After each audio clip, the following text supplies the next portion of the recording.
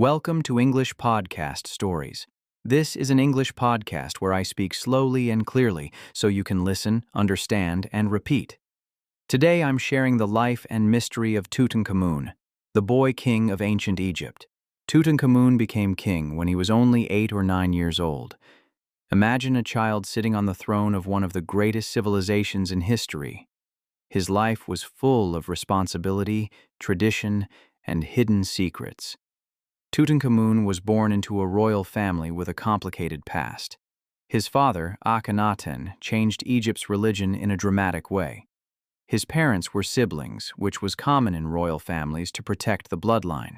But this created genetic problems that affected Tutankhamun's health throughout his life. Even as a young boy, Tutankhamun made important choices.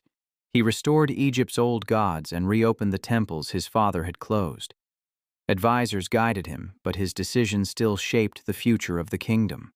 He grew up surrounded by beauty, danger, politics, and tradition. One of the most stunning treasures from his tomb is his golden mask. It was made with extraordinary skill. The face and neck are crafted from 18.4 karat gold, and other parts of the mask use 22.5 karat gold. Even today, experts cannot fully explain how ancient craftsmen achieved such perfect precision. The mask is decorated with precious stones: lapis lazuli, turquoise, carnelian, obsidian, quartz, and faience. These colors are not painted. They are real gemstones. That is why the mask still shines brightly after thousands of years. Every line, every curve, and every color shows the genius of ancient Egyptian art. For thousands of years, Tutankhamun's tomb remained hidden. Then, in 1922, something incredible happened.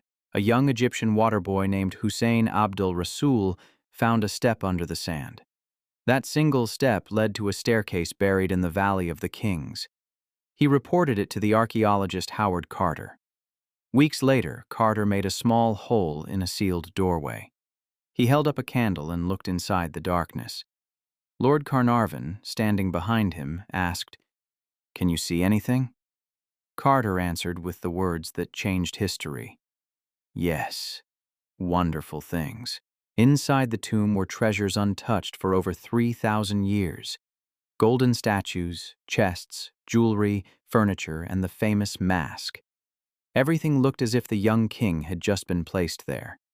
For many years, people wondered how Tutankhamun died so young.